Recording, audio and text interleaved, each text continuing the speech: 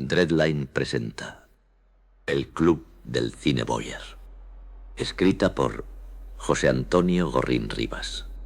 Consigue el manuscrito en papel y en digital por las plataformas Amazon Kindle, Apple Book y Google Playbook. ¿Alguna vez has sentido ese picor persistente bajo la piel que simplemente no desaparece? No es un aguijonazo físico ni un sarpullido común.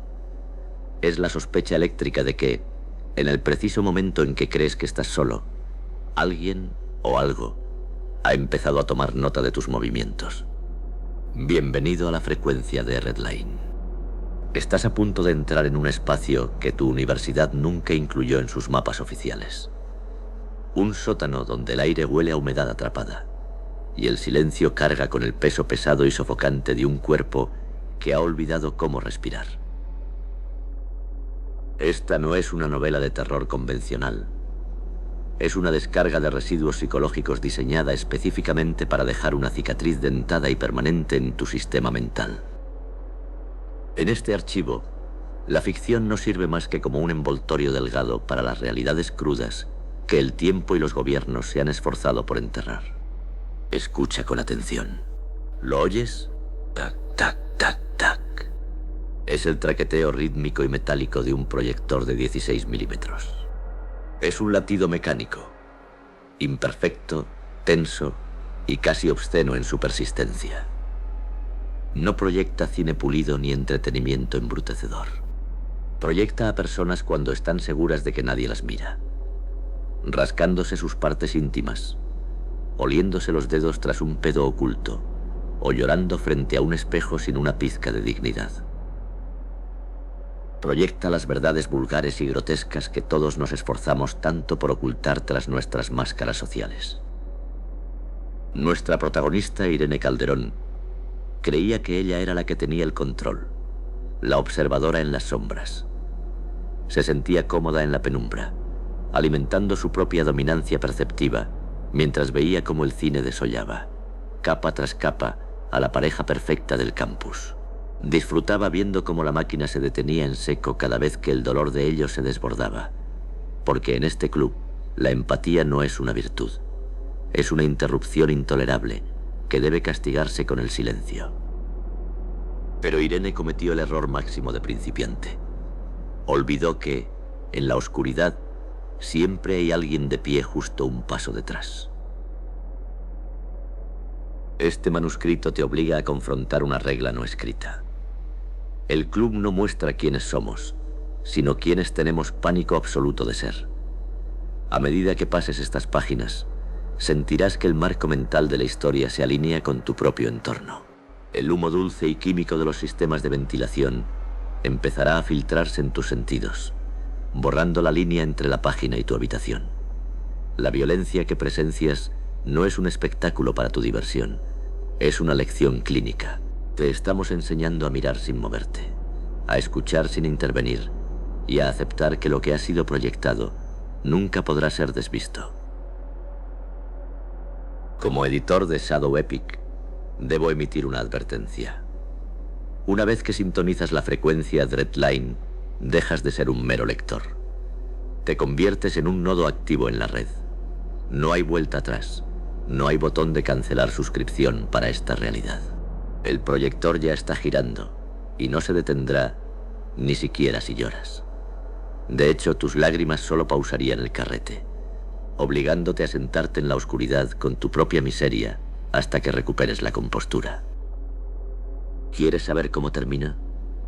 ¿O vas a seguir ahí sentado, preguntándote si ese asiento vacío en la última fila te estuvo esperando a ti todo este tiempo? Mira, escucha, no parpadees. El club está listo para su próxima función, y esta vez la lente apunta directamente hacia ti. Dreadline, la sesión ha comenzado.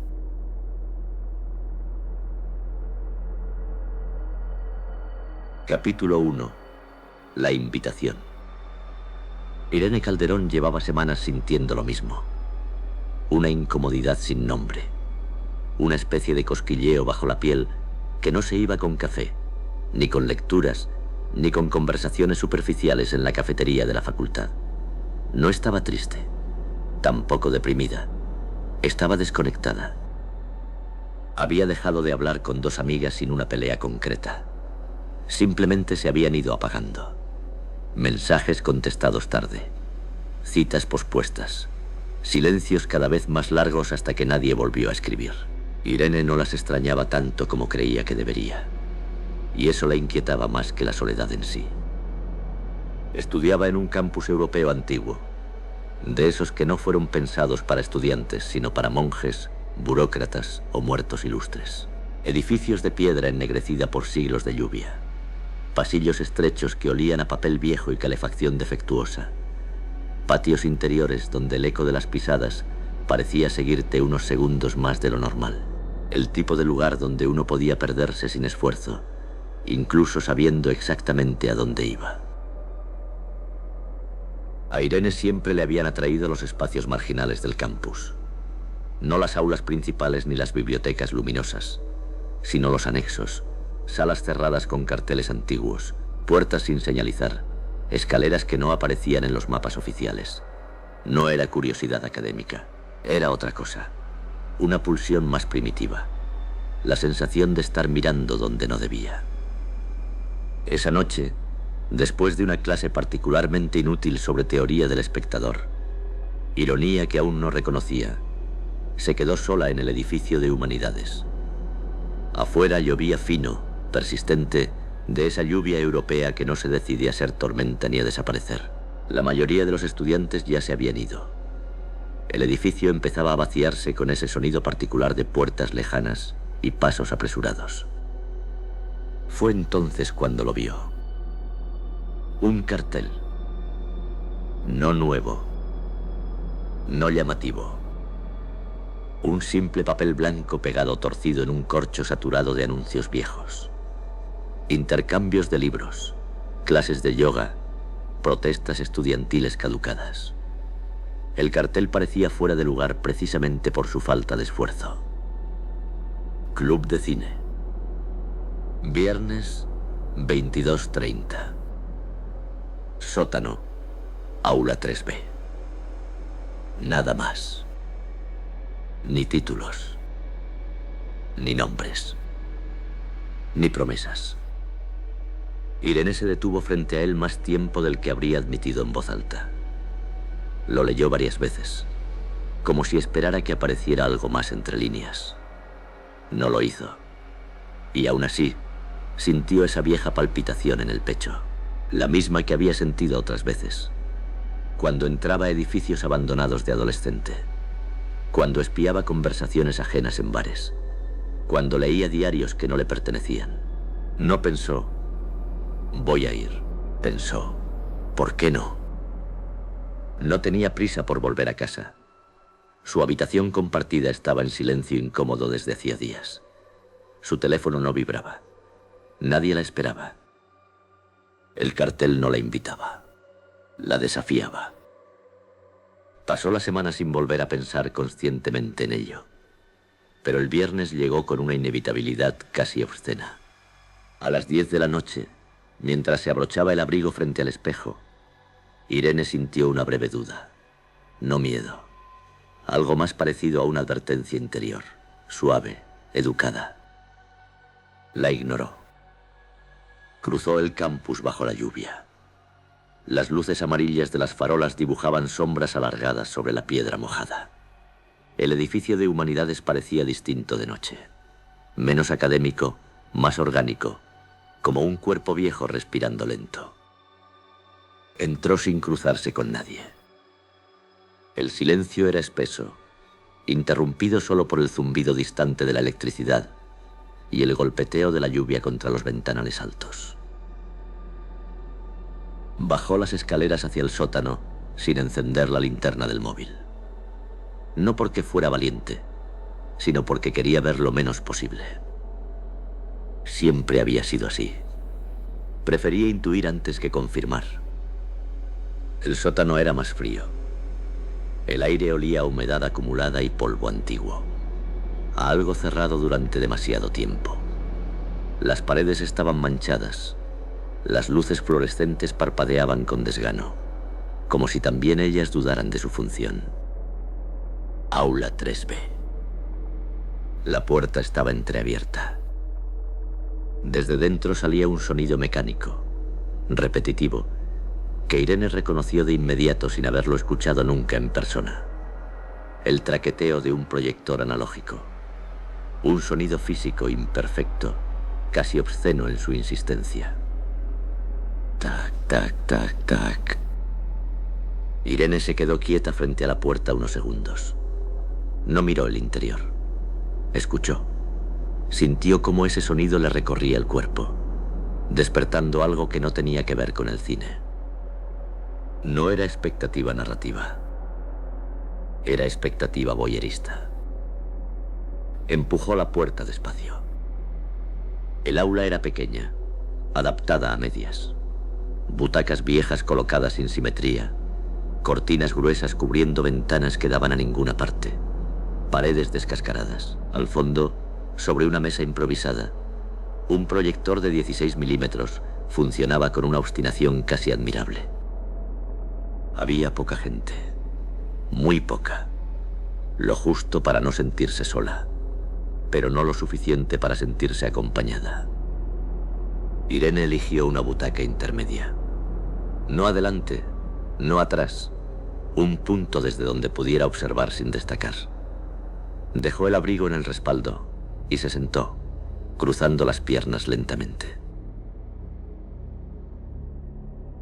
Miró a los demás sin disimulo excesivo. Nadie hablaba, nadie reía. No había el nerviosismo típico de un evento universitario. Nadie parecía allí por casualidad. Ese fue el primer detalle que le inquietó. El segundo fue darse cuenta de que nadie parecía mirarla a ella. La luz se apagó sin aviso. Irene no se sobresaltó. Sonrió apenas. Esa sonrisa mínima que aparece cuando algo empieza exactamente como esperabas, aunque no supieras que lo esperabas. La pantalla se iluminó. Y aunque aún no sabía lo que iba a ver, Irene sintió algo muy claro, muy físico, muy honesto. No había bajado al sótano por cine. No había ido por cultura. No había ido por arte. Había ido porque le gustaba mirar. Mirar cuando los demás no sabían que estaban siendo observados. Mirar lo que normalmente se oculta. Mirar sin tener que participar. Mientras el proyector comenzaba a devorar metros de película, Irene entendió, sin palabras, sin epifanías, que esa palpitación que siempre la había empujado a cruzar límites no era una debilidad.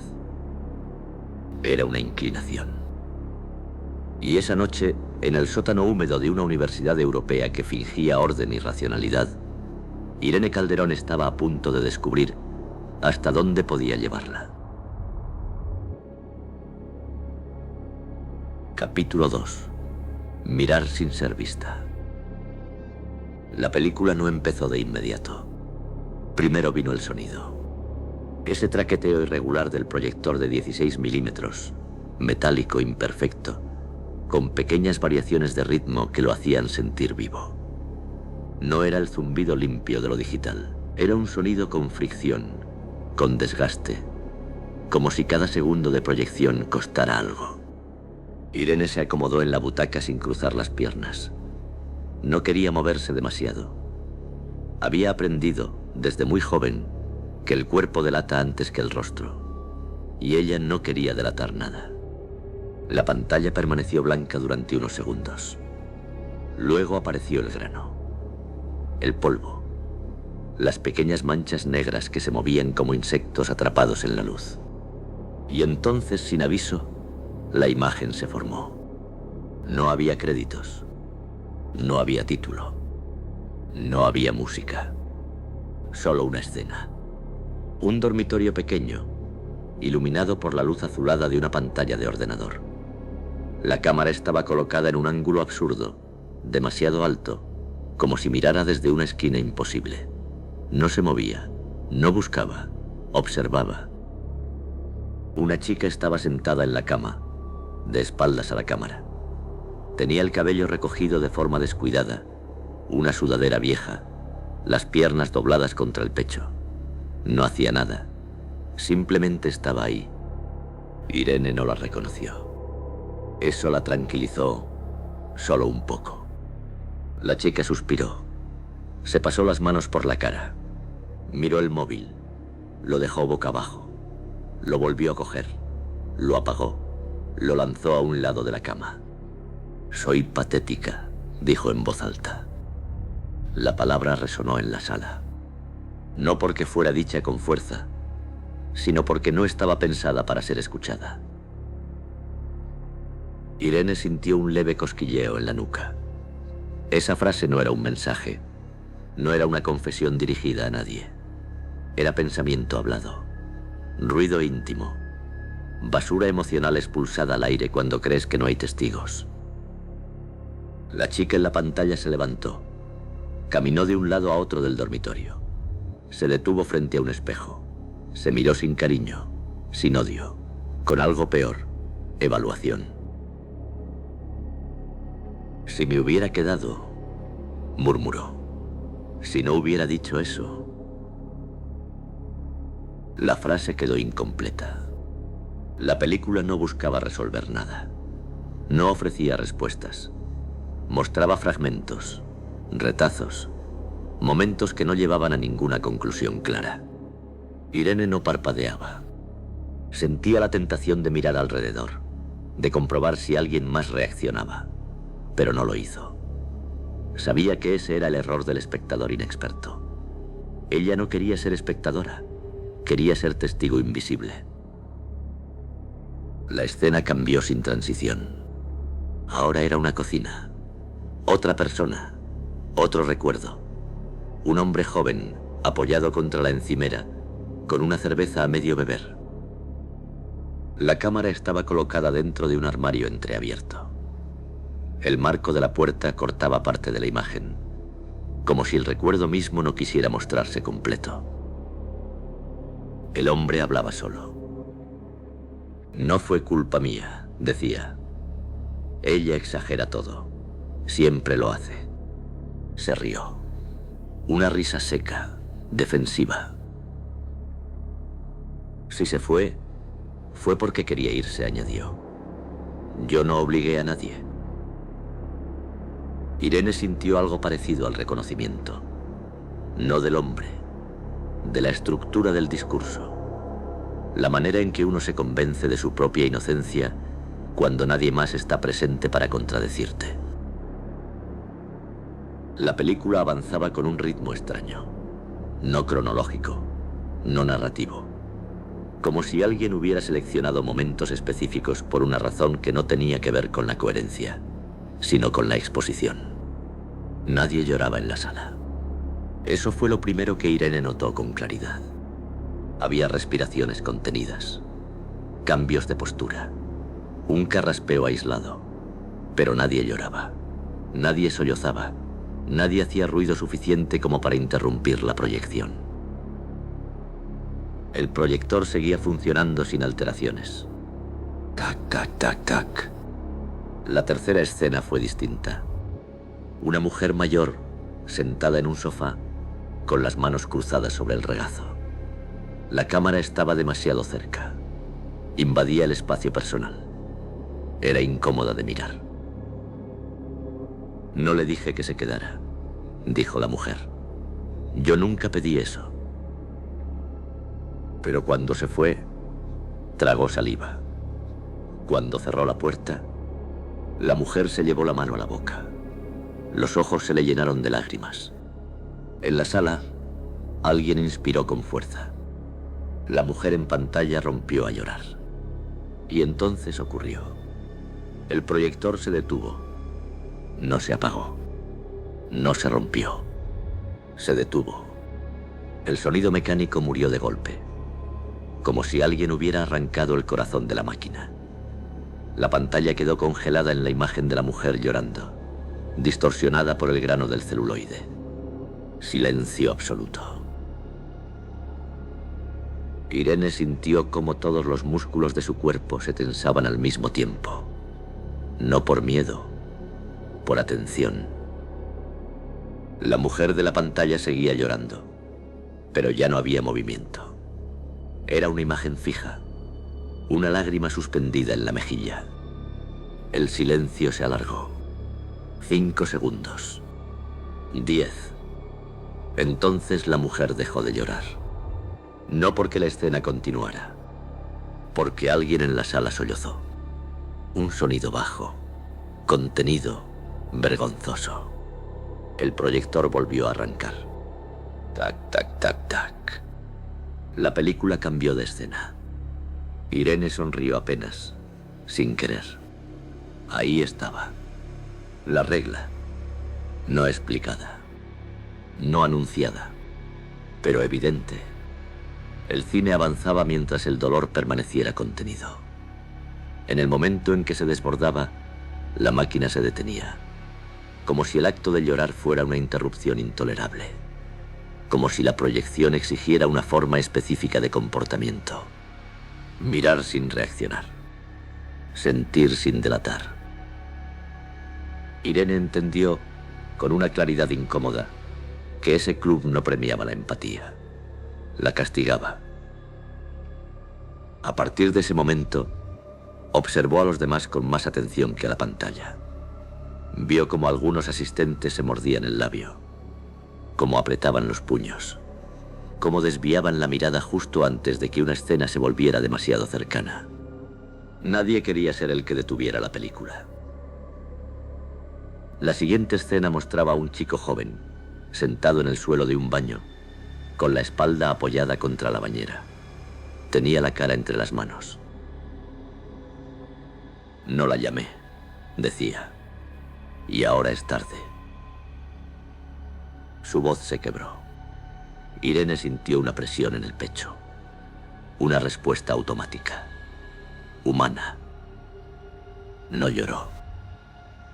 Se limitó a inclinar un poco la cabeza, como quien ajusta el enfoque. El proyector siguió funcionando. Tac, tac, tac, tac. Cada escena parecía más íntima que la anterior. No por lo que mostraba, sino por lo que omitía. No había grandes dramas. No había gestos exagerados. Solo fragmentos de personas solas, diciendo cosas que no estaban destinadas a existir más allá de ese momento. Irene se dio cuenta de algo más. Ninguna de las escenas tenía sonido ambiente. No se oían coches, ni televisores, ni otras personas. Como si el mundo exterior hubiera sido borrado deliberadamente. Solo quedaba la voz. La voz privada. La voz que no se edita. La voz que no se defiende. Cuando la proyección terminó, no hubo una última escena clara. Simplemente se fue degradando. El grano aumentó. La imagen se volvió inestable. Hasta que la pantalla quedó en blanco. El proyector se apagó solo. Las luces tardaron unos segundos en encenderse. Nadie aplaudió. Nadie habló. Irene permaneció sentada, con la sensación de haber presenciado algo que no se suponía que existiera. No porque fuera ilegal, sino porque era indecente en el sentido más profundo de la palabra. Había mirado demasiado, y lo había hecho sin ser vista. Mientras los demás comenzaban a levantarse en silencio, Irene supo dos cosas con absoluta certeza. La primera, volvería. La segunda, la próxima vez prestaría aún más atención. Porque el club no proyectaba películas. Proyectaba personas cuando nadie las estaba mirando. Y ella estaba hecha para eso. Capítulo 3. Nace la obsesión. Irene salió del edificio de Humanidades como quien acaba de cometer algo indebido sin que nadie la haya visto. La puerta del sótano se cerró a su espalda con un golpe seco, metálico, demasiado sonoro para una noche tan callada.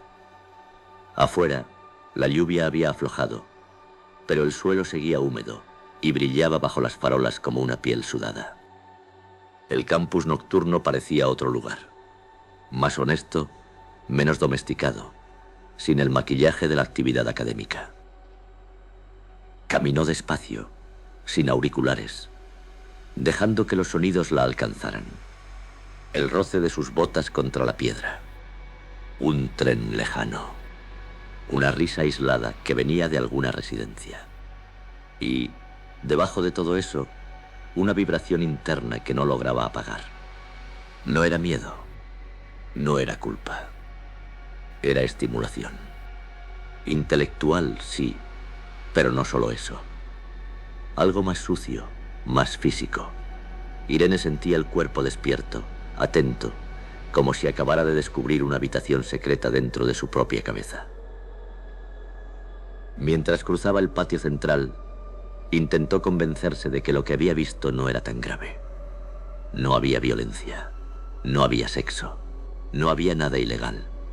Solo gente hablando sola, gente rota, gente patética en momentos privados. Y, aún así, le había resultado fascinante. No porque se reconociera en ellos, aunque en parte lo hacía, sino porque había podido mirarlos sin consecuencias. Nadie la había interpelado. Nadie le había pedido empatía. Nadie le había exigido una reacción moral. Solo mirar. Al llegar a su apartamento compartido, subió las escaleras sin encender la luz del pasillo. Se descalzó. Dejó el abrigo colgado sin cuidado. Se sirvió un vaso de agua y lo bebió de pie, apoyada contra la encimera, como si imitara inconscientemente alguna de las escenas que acababa de ver. Se miró las manos. Pensó, con una claridad incómoda, si alguien me estuviera grabando ahora, ¿qué elegiría mostrar? La idea no la asustó. Le provocó una sonrisa leve, torcida. Esa noche durmió poco. No porque estuviera inquieta, sino porque la mente no se le callaba. Cerraba los ojos y veía fragmentos. Rostros ajenos, gestos mínimos, silencios incómodos. No escenas completas. Detalles. Una boca apretándose. Un dedo rascando una ceja. Un suspiro soltado cuando nadie escucha. A la mañana siguiente, el campus volvió a llenarse de cuerpos y voces como si nada hubiera pasado. Irene caminó entre ellos con una sensación nueva, la de estar un paso atrás, observando desde un ángulo que los demás ignoraban.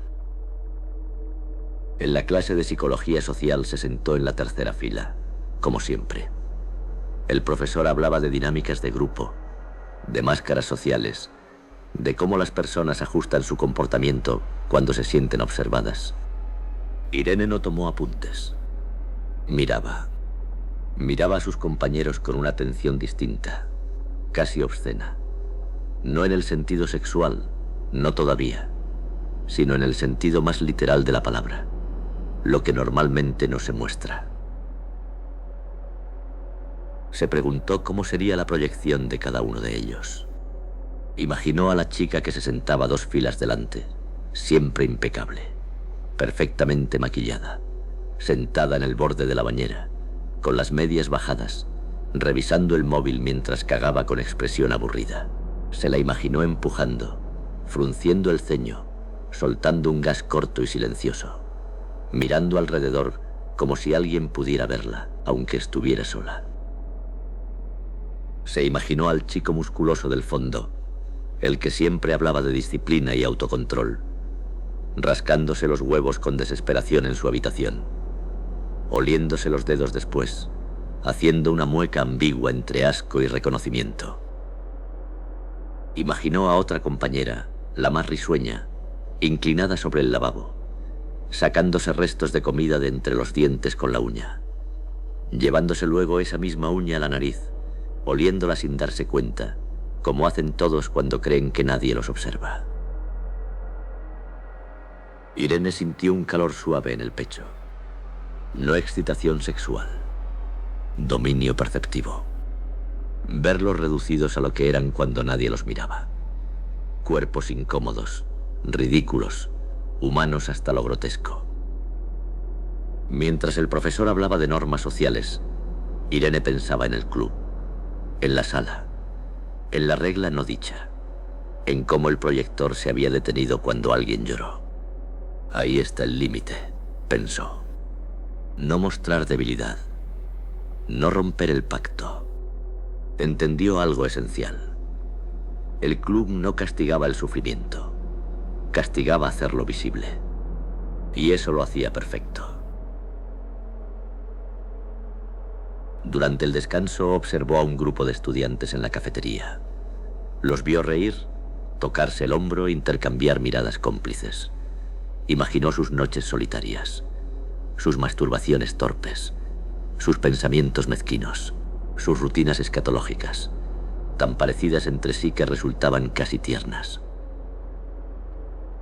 Los imaginó uno por uno sentados en tazas de baño frías, con los pantalones en los tobillos, mirando el móvil mientras pujaban, con la cara enrojecida, soltando el cuerpo, siendo por fin sinceros. La idea la hizo soltar una pequeña risa que disimuló tosiendo. No se sentía culpable, se sentía despierta. Ese viernes, al pasar de nuevo por el corcho del edificio, Irene volvió a mirar el cartel del club de cine. Nadie lo había quitado. Nadie lo había actualizado. Seguía ahí discreto, persistente. Pensó en la próxima función. Pensó en quiénes podrían estar allí. Pensó en qué historias se proyectarían. Y, por primera vez, no pensó solo en mirar. Pensó en esperar. Esperar a que alguien conocido entrara en esa sala. Esperar a reconocer un gesto, una voz, un cuerpo. Esperar a ver cómo el cine arrancaba las capas con paciencia quirúrgica. Esa noche, mientras caminaba de regreso a casa, Irene entendió que no había descubierto un club de cine. Había descubierto una forma nueva de relacionarse con el mundo. Una en la que no tenía que participar. Una en la que no tenía que exponerse. Una en la que podía consumir intimidad ajena sin pagar el precio. El viernes siguiente volvería. No por curiosidad, no por arte. Volvería porque quería ver quiénes eran los demás cuando nadie los estaba mirando. Y, sin saberlo aún, porque estaba empezando a desear algo más peligroso. No solo observar las proyecciones, sino esperar que alguien, algún día, estuviera esperando verla a ella. Capítulo 4. Objeto de estudio. Irene no recordaba el momento exacto en que empezó a fijarse en ellos. No fue un flechazo ni una escena clara, sino algo más bajo y persistente, como una comezón que aparece en la espalda y que, cuando te das cuenta, llevas rascándote días. Fue en psicología general. Aula amplia, bancos de madera clara, ventanas altas por donde entraba una luz gris que parecía no decidirse nunca entre día y tarde. El profesor hablaba de apego, de vínculos sanos, de proyecciones emocionales. Irene escuchaba a medias, con el bolígrafo quieto sobre el cuaderno, mirando más allá de la pizarra. Ellos se sentaban 2 filas delante. La pareja perfecta. No sabía sus nombres al principio. Solo los veía. La chica apoyando la cabeza en el hombro de él cuando el profesor se extendía demasiado. Él inclinándose para susurrarle algo al oído, provocando una risa contenida. Esa risa íntima que no se comparte con el resto del mundo. Se tocaban con naturalidad. Una mano en la rodilla, dedos entrelazados. Un beso rápido en la sien como si fuera un gesto automático, aprendido. Irene los observaba sin parpadear. No con envidia. No exactamente. Con atención. Había algo obsceno en lo bien que funcionaban. En lo poco que se escondían. En lo fácil que parecía todo entre ellos. Irene no pensaba qué bonito. Pensaba qué sospechoso. Los empezó a estudiar como si fueran un experimento vivo. Anotaba mentalmente detalles absurdos. Como él siempre llegaba 2 minutos antes y le guardaba sitio. Como ella mordía el capuchón del bolígrafo cuando estaba nerviosa. Cómo se miraban cuando el profesor decía algo sobre relaciones tóxicas. Como si eso no tuviera nada que ver con ellos. Irene los veía también fuera del aula. En la cafetería, compartiendo un croissant. En el pasillo, besándose sin pudor contra una taquilla. En la biblioteca, fingiendo estudiar mientras se rozaban las piernas bajo la mesa. Qué empalagosos, pensó una vez, con una mueca. Pero no dejó de mirar. Los viernes, cuando el campus se vaciaba y los estudiantes se dispersaban hacia bares baratos, pisos compartidos o trenes regionales, Irene a veces los veía marcharse juntos. Caminaban cerca, sin prisa, ella agarrándolo del brazo, él inclinándose para escucharla mejor entre el ruido. Irene los seguía con la mirada hasta perderlos de vista. No porque quisiera estar con ellos, sino porque quería verlos. Después de la primera noche en el club de cine, algo había cambiado en su manera de observar. Ya no miraba solo superficies. Miraba como quien espera que algo se rompa. Se preguntaba cómo serían cuando no se reían. Cómo discutirían. Qué cara pondría ella cuando él dijera algo cruel sin darse cuenta. Qué tipo de silencio habría entre ellos después de una pelea. Imaginaba escenas con la precisión de una cámara. Los imaginaba llegando a casa después de un mal día. Ella tirando el bolso al suelo. Él abriendo la nevera sin preguntar. Los imaginaba cagando con la puerta entreabierta, el móvil en la mano, el olor denso flotando en el baño mientras el otro pasaba por el pasillo, fingiendo que no existía. Los imaginaba rascándose el culo, oliéndose los dedos, escupiéndose en el lavabo. Humanos, vulgares, ridículos. Eso la tranquilizaba, porque nadie podía ser tan perfecto todo el tiempo. En clase, mientras el profesor hablaba de narcisismo encubierto, Irene se sorprendió pensando en cómo sería verlos proyectados en una pantalla de 16 milímetros. Sus recuerdos, sus momentos íntimos, no los bonitos, los otros. El primer pedo que se les escapó delante del otro. La primera vez que uno pensó podría estar con alguien mejor.